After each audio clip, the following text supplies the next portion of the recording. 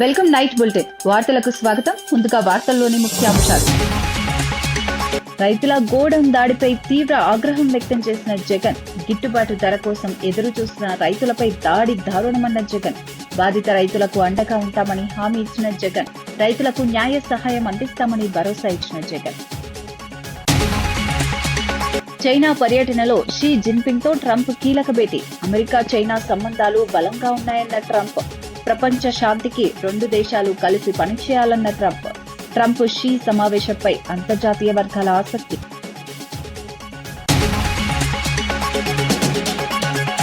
భగీరథ్ కేసులో రాజీ ఉండదన్న మంత్రి సీతక్క స్పష్టం. తప్పు చేసిన వారికి చట్టం ముందు శిక్ష తప్పదన్న సీతక్క. ప్రత్యేక మహిళా అధికారితో వేగంగా దర్యాప్తు కొనసాగింపు. మహిళల భద్రత విషయంలో రాజీ ఉండదన్న మంత్రి సీతక్క. ఫీడ్ వ్యాపారులు సిండికేట్ గా మారారన్న ప్రసాద్ రాజు. ధరల పెరుగుదలతో రైతులు తీవ్ర ఇబ్బందులు పడుతున్నారన్న నేత. రొయ్యల రైతుల సమస్యలపై ప్రభుత్వం స్పందించాలని డిమాండ్.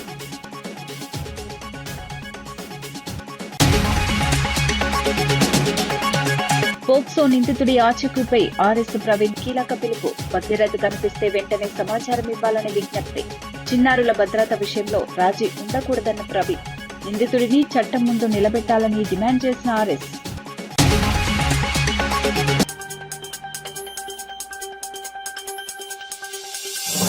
తాడేపల్లిలో వైఎస్ఆర్సీపీ అధినేత వైఎస్ జగన్ ను గుంటూరు జిల్లా మామిళ్లపల్లి రైతులు కలిశారు.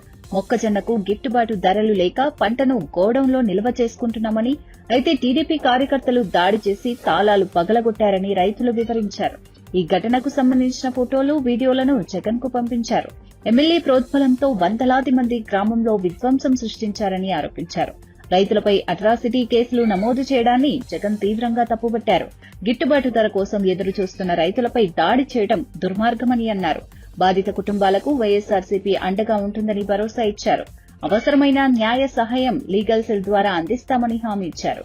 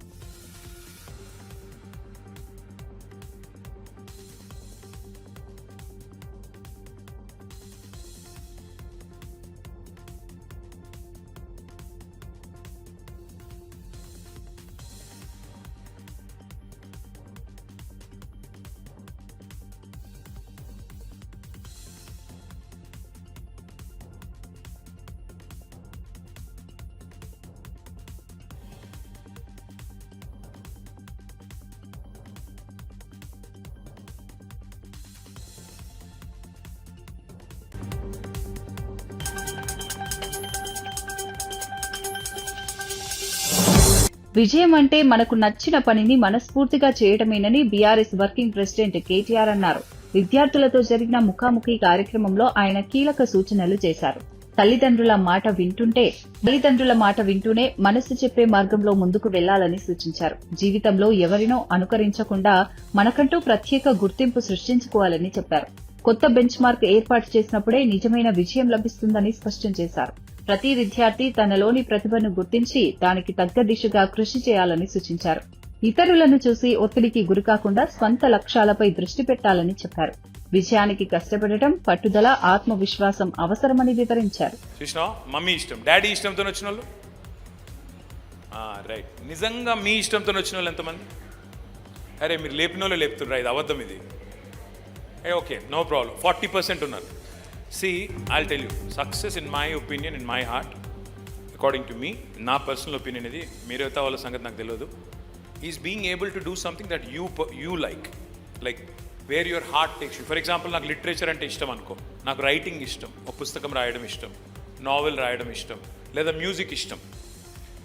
Success is the ability to steer your life in such a way that you will pursue your dreams, you will pursue a career of your dreams. For example, if I want to be a musician, I should be able to pursue it. If I want to be a cricketer, I should be able to pursue it. And see, andaram success kalekpochu. నేను cricketer కావాలనుకుంటుండొచ్చు, నాకు cricket ఆడుతుండొచ్చు, కానీ మన దేశంలో cricketing talent చాలా ఎక్కువ ఉంది కాబట్టి నేను ఒక వైభవ్ సూర్యవంశీ లెక్కనో లేకపోతే యశస్వి జైస్వాల్ లెక్కనో విరాట్ కోహ్లీ లెక్కనో రోహిత్ శర్మ లెక్కనో నేను సక్సెస్ కాలేకపోవచ్చు. కానీ at least I would have tried, at least I would have chased my dream. So మీకు ఇష్టమైన సబ్జెక్టు కాకినాడ జిల్లా జగ్గంపేటలో ఈ నెల 26న దళిత క్రైస్తవ ఐక్యవేదిక ఆధ్వర్యంలో భారీ బహిరంగ సభ నిర్వహించనున్నారు. ఈ సభకు ఎంఆర్పీఎస్ వ్యవస్థాపక అధ్యక్షుడు మందకృష్ణ మాదిగ ముఖ్య అతిథిగా హాజరు కానున్నారు. సుప్రీంకోర్టు తీర్పు నేపథ్యంలో దళిత క్రైస్తవుల మత స్వేచ్ఛ, రాజ్యాంగ హక్కుల పరిరక్షణే ఈ సభ ప్రధాన లక్ష్యమని నాయకులు వెల్లడించారు. దళిత క్రైస్తవులకు న్యాయం జరగాలని, వారి సమస్యలపై విస్తృత చర్చ జరపాలని పేర్కొన్నారు. సమాజంలో సమాన హక్కుల సాధన కోసం ఐక్యంగా ముందుకు సాగాల్సిన అవసరం ఉందన్నారు. రాష్ట్రం నలుమూలల నుంచి పెద్ద సంఖ్యలో ప్రజలు పాల్గొనే అవకాశం ఉందని తెలిపారు. సభను విజయవంతం చేయాలని ఎంఆర్పీఎస్ నేతలు పిలుపునిచ్చారు. ఈ కార్యక్రమంపై ఇప్పటికే స్థానికంగా ఏర్పాట్లు వేగంగా కొనసాగుతున్నాయి.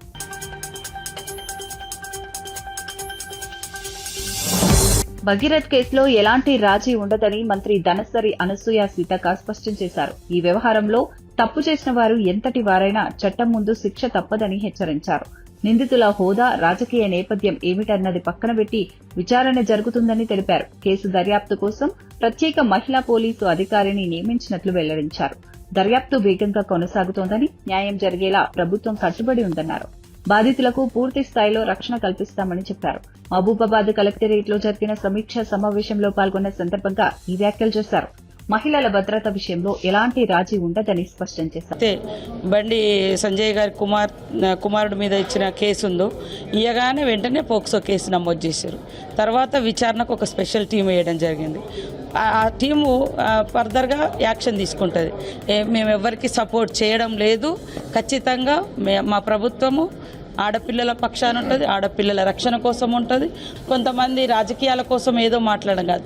ఈరోజు అమ్మాయికి న్యాయం జరగాలి, నిందితుడికి శిక్ష పడాలి. ఇది మా విధానం.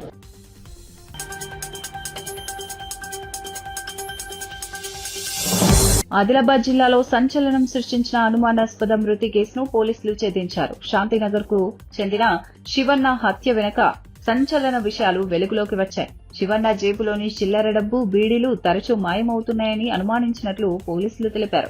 ఈ విషయంలో స్నేహితుడు పోషెట్టిని ప్రశ్నించడంతో ఇద్దరి మధ్య వివాదం చోటు చేసుకున్నట్లు తెలిపారు.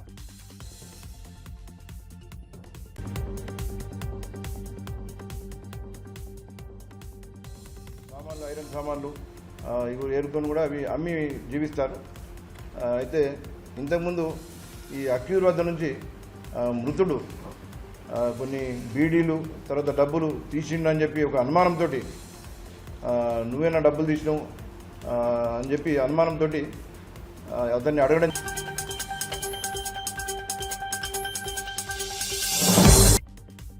వైఎస్ఆర్సీపీ అఫీషియల్ ఇన్స్టాగ్రామ్ అకౌంట్ తొలగింపుపై ఆ పార్టీ లీగల్ సెల్ అధ్యక్షుడు మనోహర్ రెడ్డి తీవ్ర ఆరోపణలు చేశారు. చంద్రబాబు ప్రభుత్వాన్ని వ్యతిరేకించే వారిని తీవ్రవాదులుగా పరిగణిస్తున్నారని విమర్శించారు. పోలీసు వ్యవస్థ ద్వారా రిపోర్టులు పంపించి సోషల్ మీడియా ఖాతాలను లక్ష్యంగా చేసుకుంటున్నారని ఆరోపించారు. అమరావతి అవినీతి అంశాలు, ప్రభుత్వ వైఫల్యాలు, పత్రికల్లో వచ్చిన వార్తలను పోస్ట్ చేసినందుకే ఈ చర్యలు తీసుకున్నారని అన్నారు. అసభ్యకర పోస్టులు లేకపోయినా అకౌంట్ తొలగించడం ప్రజాస్వామ్యానికి ప్రమాదకరమని పేర్కొన్నారు. ప్రభుత్వంపై ప్రశ్నలు లేవనెత్తే స్వరాలను అణచివేసే ప్రయత్నం జరుగుతోందని ఆరోపించారు. సోషల్ మీడియా వేదికలను రాజకీయంగా వినియోగిస్తున్నారన్న విమర్శలు కూడా చేశారు. ప్రజల అభిప్రాయాలను అణచివేయడం వల్ల ప్రజాస్వామ్య వ్యవస్థకు నష్టం కలుగుతుందని అన్నారు. ఈ వ్యాఖ్యలు రాజకీయ వర్గాల్లో చర్చకు దారితీస్తున్నాయి. ఈ అంశంపై అధికార పార్టీ నుంచి ఎలాంటి స్పందన వస్తుందన్నది ఆసక్తికరంగా మారింది. ఏదైనా ఉందా? ఏం లేవు అట్లాంటివి. మామూలుగానే వాటిల్లో ముఖ్యంగా ప్రభుత్వ విధానాలను సహేతుకంగా విమర్శించిన పోస్టులే అందులో ఎక్స్ హ్యాండిల్లో ఉంటే వాటిల్లో కూడా వాటిపైన కూడా నోటీసులు ఇస్తున్న సందర్భం చూస్తున్నాం. అమరావతి ముసుగులో దోపిడీని వ్యతిరేకించిన తర్వాత ఈనాడు పేపర్లో వచ్చిన 2,500 కోట్ల రూపాయలు అద్దాలకు మాత్రం గ్లాసెస్ కి అమరావతి బ్యూటిఫికేషన్ లో భాగంగా దానికి 2,500 కోట్లు ఖర్చు పెడుతున్నారని ఈనాడులో ఒక వార్త వస్తే ఆ వార్తను పోస్టు చేస్తే దానిపైన కూడా ఒక నేరంగా చిత్రీకరించి ఇది చేయడం. తర్వాత కరెంటు ఛార్జీలను ప్రభుత్వం పెంచితే ఇది సరైనది కాదు, ప్రజలను అడ్డు విర్చడమే అని చెప్పి ఓ పోస్టు పెడితే దాన్ని తొలగించమని ఆదేశాలు. కర్నూలు బస్సు యాక్సిడెంట్ కు కారణాలు కేవలం బెల్ట్ షాపులు మాత్రమే. ఆ రోజు జరిగిన సంఘటనలో 19 మంది ప్రాణాలు కోల్పోవడానికి కారణం ఈ ప్రభుత్వం నిర్వహిస్తున్నటువంటి మద్యం పాలసీ, అలాగే విచ్చలవిడిగా ఉన్నటువంటి బెల్ట్ షాపులన్నీ ప్రశ్నిస్తే అది ఒక నేరమే. దానిపైన ఎఫ్ఐఆర్లు, తర్వాత దానిపైన అన్నిటికీ కంప్లైంట్లు. తర్వాత టీటీడీ చైర్మన్ బిఆర్ నాయుడు గారి రాసలీలల గురించి వీడియోలు వస్తే అవి మాధ్యమాల్లో ప్రసారం అయితే వాటిపైన కేసులు. రెడ్ బుక్ రాజ్యాంగాన్ని విమర్శించినా సరే సోషల్ మీడియా హ్యాండిల్స్ పై అక్రమ కేసులు ఇవన్నీ పెడతా ఉండడం ఈ రాష్ట్రంలో సర్వసాధారణంగా జరుగుతా ఉంది. అదేవిధంగా ఇప్పుడు కొత్త పద్ధతి ఏంటంటే చంద్రబాబు గారు అనుసరిస్తున్న కొత్త పద్ధతి శాంతి భద్రతల నిర్వహణకు గాని, శాంతియుతమైన సమాజంలో అశాంతి లేకుండా శాంతి భద్రతలను కాపాడాల్సినటువంటి పోలీసు వ్యవస్థను మొత్తం తన పార్టీ ప్రయోజనాల కోసం, అలాగే ప్రతిపక్ష పార్టీకున్న మీడియాలని వేధించడం కోసం సర్వశక్తులు ఒడ్డేలా పోలీసు యంత్రాంగాన్ని తన గుప్పిట్లో పెట్టుకుని వ్యవహరిస్తున్నారు. దీన్ని చంద్రబాబుకు అడుగులకు మడుగులొత్తే కొంతమంది అధికారులు తమ భుజాన వేసుకుని వీరభక్తి ప్రదర్శిస్తూ రాజ్యాంగానికి వ్యతిరేకంగా, క్రిమినల్ జస్టిస్ సిస్టానికి వ్యతిరేకంగా, చట్టాలకు వ్యతిరేకంగా వాళ్ళు ఇవాళ ప్రవర్తిస్తున్నారు. ఇన్ఫర్మేషన్ టెక్నాలజీ యాక్ట్ సెక్షన్ 69 ప్రకారం పోలీసులు వ్యవహరించాలా, ఎవరైనా వ్యవహరించాలా. అందులోనే 2009లో కొన్ని రూల్స్ కూడా ఫ్రేమ్ చేశారు. 66 యాక్ట్ ని, దాంట్లో ఇన్ఫర్మేషన్ టెక్నాలజీలోని సెక్షన్ 66 ని సుప్రీంకోర్టు కొట్టివేసింది. కేంద్రం రూపొందించిన రూల్స్ ప్రకారం ఇవాళ ఎవరైనా నడుచుకోవాల్సిందే, ఏ పార్టీ అయినా, ఎవరైనా. ఏదైనా ఒక హ్యాండిల్లో, ట్విట్టర్లో కానీ, ఫేస్బుక్లో కానీ, ఇన్స్టాలో కానీ ఏదైనా ఒక వీడియో కానీ లేకపోతే ఒక కంటెంట్ కానీ పోస్ట్ చేస్తే అది వాళ్ళకి ఇబ్బందికరంగా ఉంది అంటే వాళ్లకు ఒక మెకానిజం ఉంది. ఆ మెకానిజం ద్వారా మాత్రమే పోవాలా. ఫస్ట్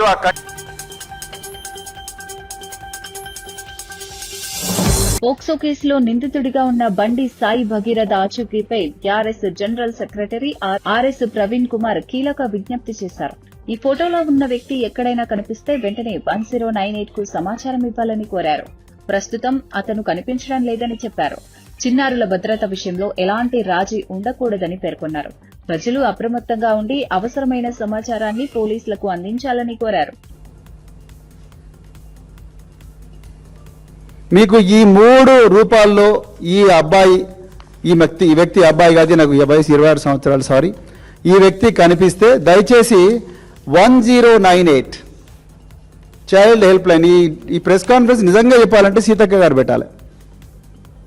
ఈ రాష్ట్రంలో మహిళా శిశు సంక్షేమ శాఖ మంత్రి దనసరి అనసూయ అలియా సీతక్క గారు పెట్టాలి.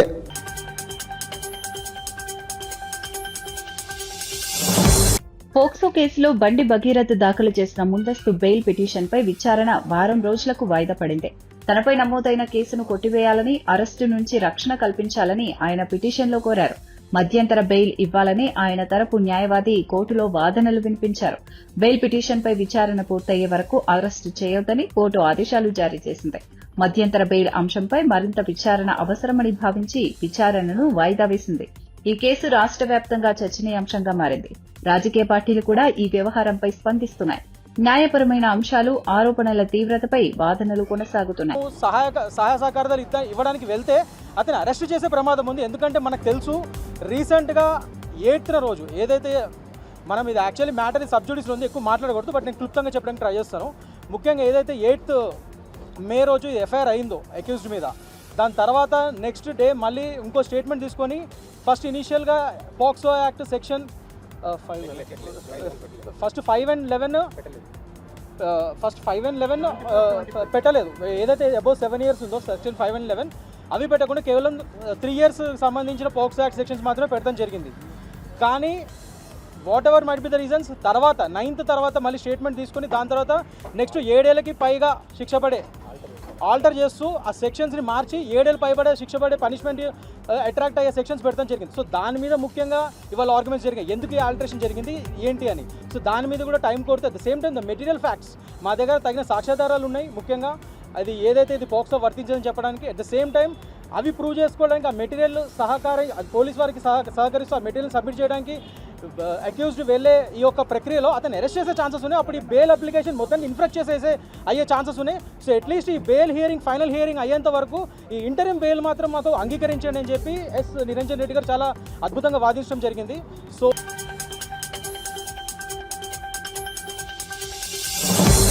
హైదరాబాద్ పంజాగుట్టలో బీఆర్ఎస్ కార్యకర్తలు నిరసన కార్యక్రమం చేపట్టారు. మైనర్ బాలికపై అత్యాచారం ఆరోపణలు ఎదుర్కొంటున్న బండి భగీరథ్ ను వెంటనే అరెస్ట్ చేయాలని వారు డిమాండ్ చేశారు.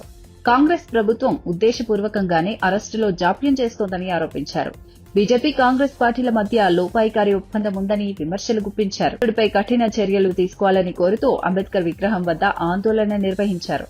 చట్టం ముందు అందరూ సమానమే, అయితే ఈ కేసులో ఎందుకు ఆలస్యం జరుగుతోందని ప్రశ్నించారు. బాధితురాలికి న్యాయం జరగాలంటే వెంటనే చర్యలు తీసుకోవాలని డిమాండ్ చేశారు. కేసును రాజకీయంగా కాకుండా చట్టపరంగా చూడాలని అన్నారు. ఈ నిరసనలతో పంజాగుట్ట పరిసరాల్లో కొంత ఉద్రిక్త పరిస్థితులు నెలకొన్నాయి. ఈ వ్యవహారం తెలంగాణ రాజకీయాల్లో మరింత చర్చకు దారితీస్తోంది.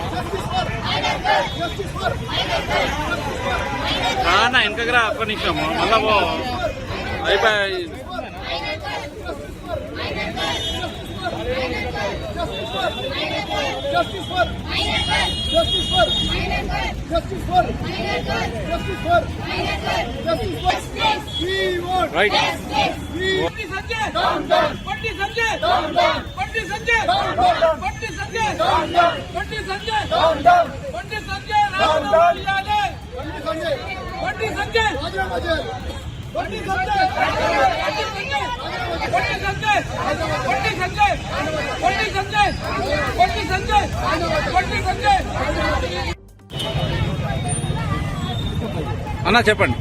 కరీంనగర్ ఎంపీ కేంద్ర హోంశాఖ సహాయ మంత్రి బండి సంజయ్ గారు ఆయన సుపుత్రుల మీద దాదాపుగా వారం రోజుల క్రితం 8వ తారీఖున పోక్సో కేసు ఒక మైనర్ బాలికని ప్రలోభ పెట్టాలని కేసు చేయడం జరిగింది. ఈ రోజు వరకు కూడా పోలీసులు అరెస్ట్ చేయకపోవడం దురదృష్టకరం. నేను అడుగుతా ఉన్న బండి సంజయ్ గారిని, మీకో న్యాయమో సామాన్య ప్రజలకో న్యాయమా? అదే మీ కుటుంబ సభ్యులైతే ఈ విధంగానే ప్రవర్తిస్తారు. మీరు ఎందుకని మీ సుపుత్రులను దాపెడతా ఉన్నారు? ఎందుకు స్విచ్ ఆఫ్ చేస్తా ఉన్నారు? ఎందుకు పోలీసులకు మీరు అప్పచెప్పట్లేదు? ఒక మైనర్ బాలిక న్యాయం జరగాలంటే నేను డిమాండ్ చేస్తా ఉన్నాను, బండి సంజయ్ గారు మీరు రాజీనామా చేయండి, మీ సుపుత్రుని పోలీసులకు అప్పచెప్పండి, అప్పుడే ఈ ఒక మైనర్ బాలిక న్యాయం జరుగుతుంది. కాబట్టి ఇంకోటి, నేను ఈ రాష్ట్ర ముఖ్యమంత్రి హోంశాఖ మంత్రి అయినటువంటి మన రేవంత్ రెడ్డి గారిని అప్పీల్ చేస్తా ఉన్నాను.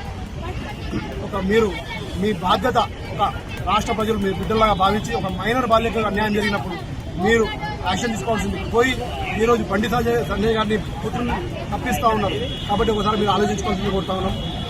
గతంలో కూడా మా బీఆర్ఎస్ వర్కింగ్ ప్రెసిడెంట్ కేటీఆర్ గారు చెప్పడం జరిగింది, కాంగ్రెస్ బీజేపీ ఫెవికాల్ బంధం లాంటిది, టైం వచ్చినప్పుడు బయటపడుతుంది. ఈరోజు రేవంత్ రెడ్డి గారు బండి సంజయ్ గారు కలిసి ఈ యొక్క మైనర్ బాలిక పోక్సో కేసుని నీరు గారుస్తా ఉన్నారు. కాబట్టి ఈ యొక్క కేసుని న్యాయం జరగాలంటే బండి సంజయ్ గారు రాజీనామా చేసి వాళ్ళ సుపుత్రుని పోలీసులకు అప్పచెప్పినట్టయితే ఈ యొక్క కేసు మైనర్ బాలిక న్యాయం జరుగుతుందని ఇప్పటికీ 5 రోజులు జరిగితేనే ఇప్పుడు అరెస్ట్ రాజకీయ తెలియలేదు. అంటే ప్రభుత్వ వైఫల్యమా, పోలీసుల నిఘా వైఫల్యమా? ఇది కావాలనే వాళ్ళు తప్పిస్తా ఉన్నారు, ఎందుకంటే అరెస్ట్ చేయలేదు. ఇది ఇంకోటి, మన రాష్ట్ర ఇద్దరు మంత్రులు సీతక్క గీతక్క కొండా సూర్యకక్క, ఈ ఇద్దరు కూడా ఇప్పటివరకు కూడా ఒక మైనర్ బాలికకు ఈ పోక్సో కేసు చట్టం కింద కేసు బుక్ అయితే ఇప్పటివరకు స్పందించకపోవడం దురదృష్టకరం. అదే మీ కుటుంబ సభ్యులైతే మీరు ఈ విధంగానే ఉంటారా? ఒకసారి ఆలోచించాల్సింది.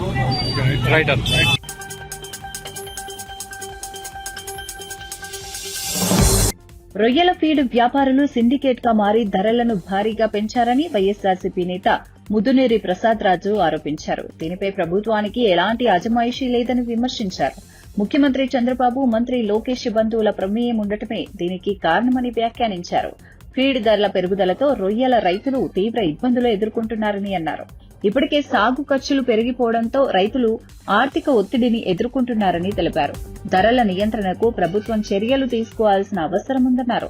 వ్యవసాయ అనుబంధ రంగాల సమస్యలను ప్రభుత్వం నిర్లక్ష్యం చేస్తోందని ఆరోపించారు. ఫీడ్ వ్యాపారులపై పర్యవేక్షణ లేకపోవడం వల్ల రైతులు నష్టపోతున్నారని చెప్పారు. ఈ అంశం ఇప్పుడు రాజకీయంగా చర్చనీయాంశంగా మారింది. రైతులు ఏమైపోయినా ఈ ప్రభుత్వానికి పట్టడం లేదు. గతంలో మరి ఎక్కడా కూడా 5 సంవత్సరాల్లో ఫీడ్ కానీ సీడ్ కానీ ఇబ్బంది లేకుండా పెంచకుండా చూసినటువంటి జగన్మోహన్ ప్రభుత్వంలో ఈ రోజున మీరు ఈ రెండు సంవత్సరాల్లోనే ఫీడ్ రేటు ఇంత దారుణంగా పెంచడం ఎంతవరకు సబబు? 25,000 రూపాయలు టన్నుకి మాకు భారం అవుతూ ఉంది, మాకు పర్మిషన్ ఇవ్వండి అని లెటర్ పెట్టడం జరిగింది. వాస్తవంగా ఫీడ్ యాజమాన్యానికి మేము ఒకటే కోరుతా ఉన్నాం.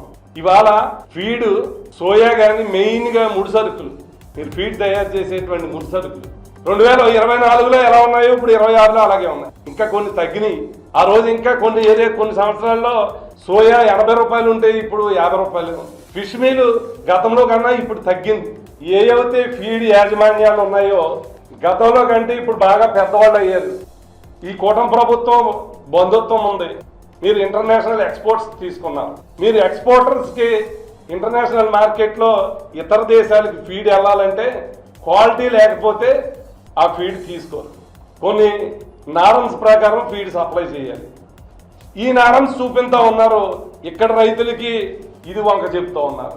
కానీ డొమెస్టిక్ మార్కెట్లో ఇచ్చేటువంటి ఫీడు మీరు తక్కువ ధరకు కొంటూ ఉన్నారు, తక్కువకి ఇస్తూ ఉన్నారు. మీరు ఇంటర్నేషనల్ మార్కెట్ రేట్లు చూపించి ఇక్కడ రైతుల మీద భారం వేసే విధంగా చర్యలు తీసుకోవడం ఎంతవరకు సమంజసం? ఈ రోజు ఈ ఫీడ్ యాజమాన్యాలు పెంచినటువంటి బడ్జెట్ సంవత్సరానికి రొయ్యల రైతుల మీద 1,300 కోట్ల రూపాయలు భారం పడతాం. వచ్చేటువంటి ఏమో ఉత్పత్తి చేసి కష్టపడి తయారు చేసే రైతుకు మిగిలేదు లేదు. ఎకరాల లెక్క కాదు, ఇంకా ఆ లెక్క లేదు, మొత్తం అందరికి ఇచ్చేస్తామన్నారు. ఆక్వాజోన్ లేదు, నాన్ ఆక్వాజోన్ లేదు, మొత్తం అందరికి ఇస్తామన్నారు. ఇంతవరకు ఎందుకు మీరు దీని మీద ఎవరో మాట్లాడలేదు? పైగా మీకు ముడుపులు ఇస్తున్నారని ఒక పక్క ఫీడ్ యాజమాన్యానికి సహకరిస్తూ ఉన్నారు. మొన్న ఫిబ్రవరి నెలలో 4,000 రూపాయలు పెంచారు, ఈ రోజున 12,000 రూపాయలు పెంచారు. సుమారు టన్నుకి 16,000, అంటే 20% పైగా మీరు ఇవాళ మేత రేట్లు పెంచి రొయ్యల రైతుల్ని పొట్టం పెట్టుకోబోతూ ఉన్నారు మీరందరూ కూడా. దీన్ని వైఎస్ఆర్ పార్టీ తరఫున పూర్తి స్థాయిలో ఖండిస్తా ఉన్నాం. ఏదైతే జగన్మోహన్ రెడ్డి గారు ఏర్పాటు చేసినటువంటి ఆక్వా డెవలప్మెంట్ అథారిటీ ఉందో, ఒక మంచి ఉద్దేశంతో ఏర్పాటు చేశాం. ఎందుకు మీరు అథారిటీ కన్సర్న్లో లేకుండా, ప్రభుత్వం ఒక అజమాయిషీ లేకుండా ఎందుకు చేస్తా ఉంది? కరీంనగర్ లో సంచలనం రేపిన నగల దుకాణం దోపిడీ కేసును పోలీసులు ఛేదించారు. ఈ కేసులో 3 నిందితులను అరెస్ట్ చేసినట్లు పోలీస్ కమిషనర్ వెల్లడించారు. నిందితులు మొత్తం 161 తులాల బంగారం చోరీ చేసినట్లు గుర్తించారు. ప్రధాన నిందితుడు సుబోధ్ సింగ్ బీహార్, బెంగాల్, జార్ఖండ్ రాష్ట్రాల్లో పలు దొంగతనాలకు పాల్పడినట్లు విచారణలో బయటపడింది. దొంగలించిన బంగారం వ్యాపారితో పాటు నిందితులను అదుపులోకి తీసుకున్నారు. రాష్ట్రాల మధ్య సంచరిస్తూ నేరాలకు పాల్పడిన ముఠాగా పోలీసులు గుర్తించారు. ఈ కేసు ఛేదనలో పోలీసులు కీలక పురోగతి సాధించినట్లు తెలిపారు. సాంకేతిక ఆధారాలు, ప్రత్యేక దర్యాప్తు బృందం సహకారంతో కేసు పరిష్కారమైందన్నారు. ఈ ఘటన జిల్లాలో సంచలనంగా మారింది. అతనికి అరెస్ట్ చేయడం జరిగింది. అతని ఇంటర్వ్యూషన్ లో మెయిన్ ఈ గ్యాంగ్ గురించి ఇన్ఫర్మేషన్ తెలిసింది. ఫస్ట్ ఈ చాలా పెద్ద గ్యాంగ్, వెరీ ప్రొఫెషనల్ గ్యాంగ్ ఇది. I not say gang also, it's a criminal enterprise. ఒక గ్యాంగ్స్టర్ ఉన్నారు సుబోధ్ సింగ్, ఆయన పేరు Subodh Singh. Currently still recently he was in Beur jail Patna, కానీ రీసెంట్ గా పూర్ణియా జైల్ బిహార్ లో షిఫ్ట్ అయ్యారు. So he is the mastermind and gang leader of this gang. అతనే conspire చేస్తారు. అతని కాన్స్పిరసీ అండ్ సూపర్విజన్ లో ఈ మొత్తం ప్లాన్ చేయడం జరిగింది. కరీంనగర్ డకాటీ చేసిన ముందు కూడా ఎట్లా వెళ్ళాలి, ఎట్లా పాడిపోయాలి, మొత్తం వాళ్ళు కూడా ప్లానింగ్ చేసుకున్నారు. నా జనరల్ గా మెయిన్ రోడ్స్ లో మన ఇమీడియట్ గా ఆఫెన్స్ అయిన తర్వాత చెకింగ్ ఉంటాయి కాబట్టి వాళ్ళు ఇంటర్నల్ రోడ్స్ సెలెక్ట్ చేస్తారు. ఆ ఇంటర్నల్ రోడ్ కూడా ముందే రెక్కి చేసుకొని అక్కడ ఉన్న జియో ట్యాగ్ పాయింట్ మార్క్ చేసి మ్యాప్ లో, ఆఫ్లైన్ మ్యాప్ లో డౌన్లోడ్ చేసి వాళ్ళు మొబైల్లో పెట్టుకున్నారు. ఈ ఆఫెన్స్ కోసం వాడిన మొబైల్ సిమ్ కూడా సెపరేట్ గా వాళ్ళకి ఒక పర్సన్ సప్లై చేస్తారు. సుబోధ్ సింగ్ గ్యాంగ్ బీహార్ స్టేట్ లో మేజర్ గా చాలా ఆఫెన్స్ జరిగింది. West Bengal, Jharkhand, Maharashtra, Gujarat, Uttarakhand, mainly 7-8 states లో జరిగింది. మోర్ దెన్ 42 కేసెస్ ఉన్నాయి. తెలంగాణలో ఫస్ట్ టైం జరిగింది. ఈ టైప్ ఆఫ్ డకాటీ తెలంగాణ జరగలేదు. కానీ still our officers rose to the occasion and were able to identify and apprehend some of the accused.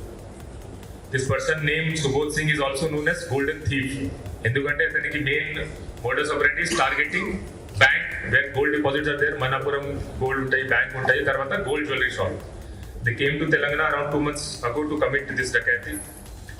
ఆ తర్వాత before that they purchased SIM card from one person called Mehtab Khan. He has also been arrested by giving 10,000 rupees each. Then they roamed around Khambam town lo, Pettapalli, Siddipet, Karimnagar town lo, and they did recce of ikkada unna jewelry shops and banks. Finally they targeted this. కానీ ఇక్కడ ఈ shelter తీసుకొని ఇక్కడ target చేస్తే police వాళ్ళు ఈజీగా పట్టుకున్నారు కాబట్టి ఇక్కడ నుంచి 2 hour డిస్టెన్స్ లో ధర్మపురి టౌన్ లో ఫస్ట్ రోజు షెల్టర్ తీసుకున్నారు. వెపన్స్ ఎట్లా వచ్చింది వాళ్ళ దగ్గర? దీంటి ఇంటర్రోగేషన్ లో మేము చూస్తే దీనికి సెపరేట్ టీం ఉంటాయి. సెకండ్ రోజు చంద్రపూర్ డిస్ట్రిక్ట్ లో, మన తెలంగాణ మహారాష్ట్ర బార్డర్ లో చంద్రపూర్ డిస్ట్రిక్ట్ లో వాళ్ళకి ఈ టీం మెంబర్స్ కి కమ్యూనికేషన్ వచ్చింది. అక్కడ ఒక వేరే టీం వాళ్ళు అక్కడ వచ్చి పిస్టల్స్ హ్యాండ్ ఓవర్ చేస్తారు సెకండ్ టీమ్ తో. ఆ సెకండ్ టీమ్ కలిసిన తర్వాత వాళ్ళు pistols 6 pistols and 12 magazines total 60 rounds hand over చేశారు టు కమిట్ ద ఆఫెన్స్. ఈ వెపన్ సెకండ్ రోజు ధర్మపురి లాడ్జ్ కి తీసుకెళ్ళొచ్చారు. మళ్ళీ third day morning early morning 6 o'clock అక్కడ నుంచి స్టార్ట్ అయ్యి ఇక్కడ కరీంనగర్కి వచ్చారు. ఆఫెన్స్ చేసుకొని సేమ్ రేట్ లో వెళ్ళిపోయారు. అక్కడ వెళ్ళిన తర్వాత ధర్మపురి దగ్గర వీరు 2 బైక్స్ వాడారు. ఒకటి పల్సర్ బైక్, ఒకటి white Apache bike. Pulsar bike లో 3 ఉన్నారు. అక్కడ బైక్ వదిలి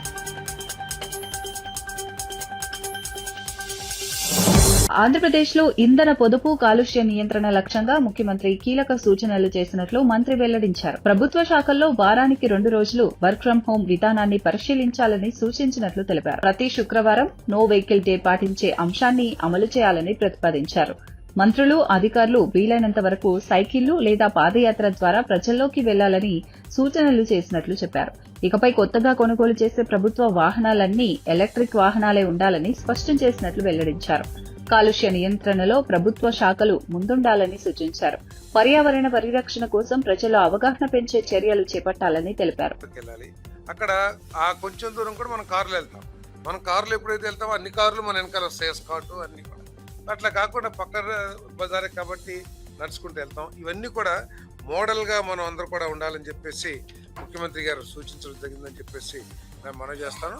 ఒకరోజు నో వెహికల్ ఫ్రైడే అంటే ఆ రోజు అసలు వాహనాలు వినియోగించుకోకుండా ఈ కాన్వాయ్లు బస్సుల్లో కానీ లేకపోతే అసలు వాహనాలు తగ్గించుకుని ఒకవేళ మీటింగ్స్ ఏమైనా ఉంటే వర్చువల్ మీటింగ్స్ కండక్ట్ చేయటం ఇవన్నీ కూడా చెప్పడం జరిగిందని చెప్పేసి నేను మనవి చేస్తాను. అదేవిధంగా అధికారులు కూడా అవసరం వస్తే 2-3 ఆఫీసులు కలిసి, అదేవిధంగా మంత్రులు కానీ కలిసి అంటే షేరింగ్ లాగా వస్తే కూడా కొంత అంటే దీని మూలంగా ఎంత వస్తుంది అనేది కాదు, ఒక మోటివేషన్ టు ది పబ్లిక్. అంటే దేశం ఎదుర్కొ క్రైసిస్లో ఉన్నప్పుడు మనందరం కూడా నిలబడాలి అనే స్ఫూర్తితో ఇవన్నీ కూడా డిస్కస్ చేయడం జరిగిందని చెప్పేసి నేను మనవి చేస్తాను. అదేవిధంగా వీక్లీ గవర్నమెంట్ డిపార్ట్మెంట్స్లో ప్రతి వారం కూడా ఎంత డీజిల్ వాడుతున్నామో, ఎంత ఖర్చు అవుతుంది, ఎన్ని కిలోమీటర్లు తిరిగే దాని మీద కొంచెం మానిటర్ పెట్టమని చెప్పి ఇంతకుముందు లేని కొంచెం చెక్స్ పెట్టమని చెప్పేసి చెప్పడం జరిగింది. ఒకవేళ కొత్త వెహికల్స్ ఏమైనా కొంటే అవన్నీ కూడా ఈవీ వెహికల్స్ కొంటే బాగుంటుందని కూడా సూచన చేశారు. ఈవీ వెహికల్స్ కొనడానికి ప్రయత్నం చేయమని చెప్పేసి కూడా చెప్పడం జరిగిందని చెప్పేసి మనం చేస్తాను. మరి ఇది INPR శాఖ ద్వారా ఈ ఏదైతే చర్యలు ఉన్నాయో పబ్లిక్ని మోటివేట్ చేసే విధంగా సోషల్ మీడియా ద్వారా లేకపోతే పత్రికా ప్రకటన ద్వారా, టీవీ ప్రచారం ద్వారా వీటన్నిటిని కూడా ప్రజలకి చేరవేయమని చెప్పేసి కూడా చెప్పడం జరిగిందని చెప్పేసి నేను మనవి చేస్తాను. మరి step for the nation awareness campaign promoting walking and cycling. నేను చెప్పేది కొంతమంది ముఖ్యమంత్రి గారు అవసరం వస్తే అందరం సైకిల్ మీద కూడా వద్దాం సెక్రటరియట్కి అంటే ఒక మోటివేషనల్గా